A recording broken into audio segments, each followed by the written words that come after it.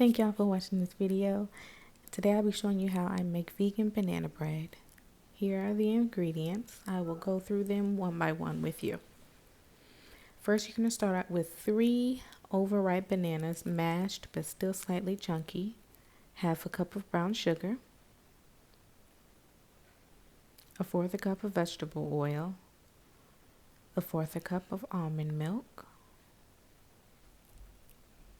and then you're going to mix all of those ingredients together. Then you're going to add 1 of your 2 cups of all-purpose flour. Mix the first cup with the hand mixer and then the second cup with a spatula because it begins to get increasingly hard to mix with a hand mixer.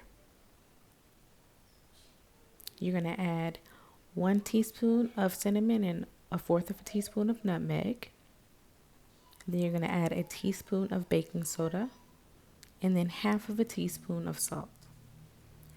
And then in a vegan buttered and floured 9 by 5 inch loaf pan, you're going to put the batter inside. Preheat your oven to 350 degrees. I chose to sprinkle some oats over the top with this one.